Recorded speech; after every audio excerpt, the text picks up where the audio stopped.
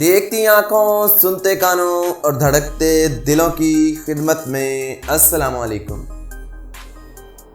پیارے دوستو، آج سیر ہوگی دنیا کے اس علاقے کی جسے سبزہ زاروں، چراغ گاہوں، انتہائی خوبصورت سیاحتی مقامات اور جھیلوں کی سرزمین کے طور پر جانا جاتا ہے۔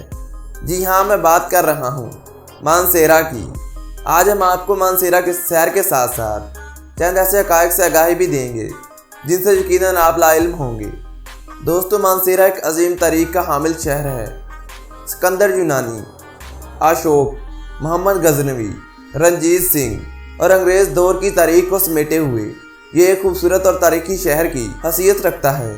مانسیرا کی سرزمین 1901 میں ہزارہ کی تحصیل تھی۔ یہ اس وقت کی بات ہے جب ہزارہ ڈویژن کو پنجاب سے الگ کر کے صوبہ خیبر پختونخوا کا حصہ بنایا گیا اور ایبٹ آباد، ہری پور اور مانسیرا کو ضلع ہزارہ کی تحصیل کا درجہ دیا گیا۔ پاکستان بننے کے بعد 1976 میں مانسیرا کو باقاعدہ ضلع کا درجہ دیا گیا۔ موجودہ ضلع 5 تحصیلوں بالاکوٹ، بفا، دربند، مانسیرا اور اگی پر مشتمل ہے۔ یہ ضلع جغرافیائی اور سیاحتی لحاظ سے بہت اہم ہے۔ جغرافیائی طور پر اس کی سرحدیں کشمیر، شمالی علاقہ جات اور مالاکنڈ ڈویژن سے ملتی ہیں۔ مانسیرا کا نام سردار مان سنگھ کے نام پر رکھا گیا، جو کہ ایک سکھ تھا۔ مان سنگھ کا اس ضلع کو آباد کرنے میں اہم کردار تھا۔ اسی وجہ سے اس علاقے کا نام مانسیرا پڑا۔ پاکستان اور چین کے درمیان دوستی کی علامت سمجھی جانے والی عظیم شاہراہ ریشم بھی کو ہمالیہ ضلع مانسیرا سے گزرتی ہے۔ تاریخی طور پر مانسیرا عظیم پختون سپود سید احمد شاہ شہید کی جنگ بالاکوٹ کی وجہ سے بھی جانا جاتا ہے۔ زندگی کے مختلف شعبوں میں ترقی کرنے کے باوجود آج بھی مقامی آبادی کا ذرائع معاش جنگلات ہے، جو کہ لوگوں کی معاشی اور معاشرتی زندگی کو سنوارنے میں اہم کردار ادا کر رہے ہیں۔ ضلع مانسیرا کا کل رقبہ 4579 مربع کلومیٹر ہے۔ یہاں فی مربع کلومیٹر کے رقبے پر تقریباً 300 افراد آباد ہیں، جبکہ ضلع کی ٹوٹل آبادی 15 لاکھ نفوس پر مشتمل ہے۔ اس ضلع کا 80,000 ہیکٹر کا علاقہ قابل کاشت ہے۔ دوستو، 327 قبل مسیح میں سکندر اعظم پنجاب کے مختلف علاقوں کو فتح کرنے کے بعد مانسیرا کی جانب روانہ ہوا اور یہاں تسلط قائم کیا۔ اگر قندھارا تہذیب کا مطالعہ کیا جائے تو اس علاقے کا قدیم نام پکھلی سرکار تھا۔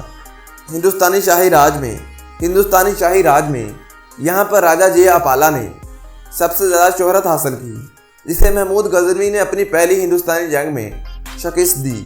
یہاں ایک بات قابل ذکر ہے کہ تاریخ میں کہیں بھی محمود غزنوی کے مانسیرا میں قیام یا یہاں سے گزرنے کے ثبوت نہیں ملتے۔ 11ویں صدی عیسوی میں ہندو شاہی راج کے اختتام کے وقت کشمیریوں نے اس علاقے پر قبضہ کر لیا۔ 12ویں صدی میں اصطلاحات خان نے اس علاقے کو اپنی فوجی مہم میں فتح کیا، جبکہ اس کے جانشین غور محمد کے بعد یہ علاقہ ایک بار پھر کشمیریوں کے زیر اثر آیا۔ 1349 میں عظیم مسلمان جنگجو تیمور نے کابل سے واپسی پر اپنے ترک فوجیوں کو مانسیرا میں تعینات کیا تاکہ اس خوبصورت علاقے کی حفاظت کو یقینی بنایا جائے، جو کہ کشمیر کو کابل سے ملاتا تھا۔ 13ویں صدی میں شہزادہ شہاب الدین نے کابل سے یہاں کا رخ کیا اور صحیح معنیوں میں اپنی عملداری کی تاریخ قائم کی۔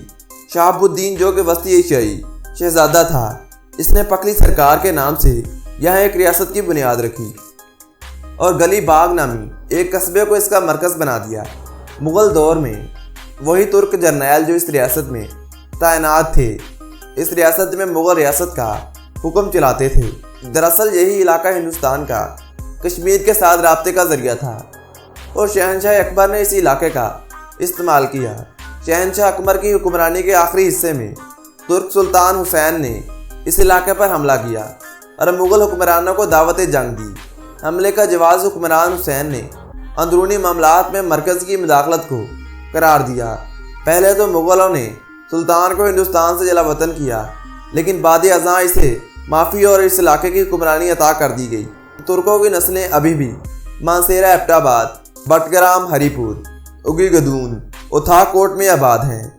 1557 عیسوی میں سکھوں کی آمد اور سواتیوں کی حکمرانی اور پختون کے پے در پے حملوں کی وجہ سے اس علاقے میں ترکوں کی حکمرانی ختم ہوئی۔ 1803 میں ترکوں کو سید بابا سپہ سلانی میں سواتیوں کو ایک بڑے حملے کا سامنا کرنا پڑا۔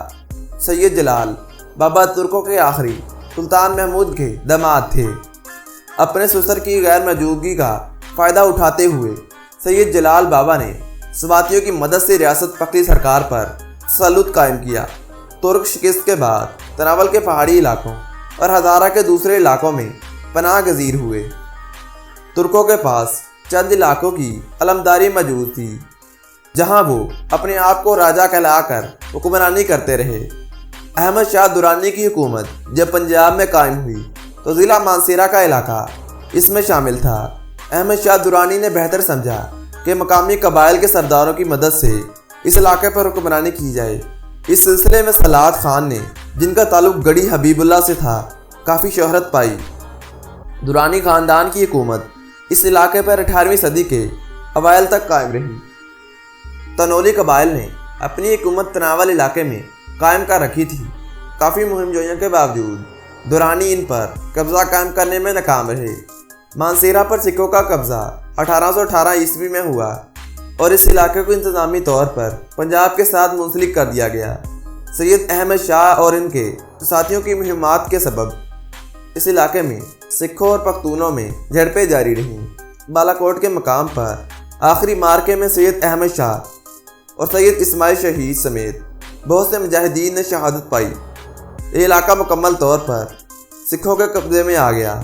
رنجیت سنگھ کی حکومت کے بعد سکھوں کی حکومت کا توازن برقرار نہ رہا اور اسی استثناء میں انگریزوں نے پنجاب کی حکمرانی سنبھال لی۔ مانسیرہ بھی اس طرح انگریزوں کی ریاست کا حصہ بن گیا۔ 1849 میں حکومت برطانیہ نے مانسیرہ پر اپنا تسلط قائم کیا، لیکن مغربی پشتون قبائل انگریزوں کو ہرانے میں ناکام رہے۔ یہ قبائل وادی ارائی، بکرام اور وادی ننہار اور کالا ڈاکا میں آباد تھے۔ 1852 میں 3 سال کے جزوی امن کے بعد زمان شاہ، جن کا تعلق کاغان سے تھا، انہوں نے برطانوی حکومت کے خلاف جنگ کا آغاز کیا، لیکن جیمز ایبٹ نے اپنی فوج کی مدد سے زمان شاہ کی مہم جوئی کو ناکام بنا دیا اور انہیں پکڑی سرکار کے میدانوں میں جلا وطن کر دیا۔ لیکن بعد ازاں انہیں معافی دے دی گئی اور ان کا علاقہ انہیں واپس دے دیا گیا۔ 1852 سے 1892 تک برطانوی حکمرانوں نے سرکش پختون قبائل کے خلاف مہمات جاری رکھیں۔ برطانوی راج کے دوران ضلع ہزارہ کو 3 حصوں میں تقسیم کیا گیا، جو کہ مانسیرہ، ایبٹ آباد اور ہری پور پر مشتمل تھیں، اور ساتھ ہی ساتھ پنجاب سے منسلک بھی رکھا گیا۔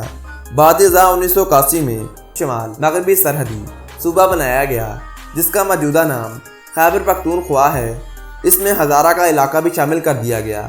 برطانوی راجداری کے دوران پختونوں نے کبھی بھی انگریزی حکومت کو تسلیم نہ کیا اور اپنی جدوجہد جاری رکھی۔ دوستو، یہ ضلع تہذیب اور ثقافت کے لحاظ سے دل فریب علاقہ ہے۔ اس کے حسین مناظر دیکھتے ہی انسان کو ایک عجیب سی ٹھنڈک محسوس ہوتی ہے۔ ضلع مانسیرہ میں پاکستان کے کسی بھی علاقے سے زیادہ حسین مناظر موجود ہیں۔ یہ مناظر سوئٹزر لینڈ جیسے ممالک سے کسی طور پر کم نہیں۔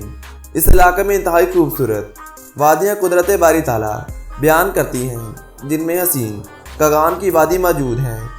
اس ضلع میں کئی خوبصورت جھیلیں بھی موجود ہیں، لیکن سیاحتی اور جغرافیائی لحاظ سے 3 جھیلیں مشہور ہیں۔ ان جھیلوں میں لولو سر جھیل، وادی پت سر جھیل اور سیف الملوک جھیل شامل ہیں۔ یہ تینوں وادی کاغان میں واقع ہیں، جو بالاکوٹ کا حصہ ہے۔ تو دوستو، آج کا ہمارا سفر یہیں پر اختتام پذیر ہوا۔ امید کرتا ہوں تمام دوست آج کی اس معلوماتی ویڈیو سے لطف اندوز ہوئے ہوں گے۔ اگر آپ کو لگتا ہے کہ ہم ان معلومات میں کچھ غلطی کر رہے ہیں تو اپنی رائے کا اظہار کمنٹ باکس میں لازمی کیجیے گا۔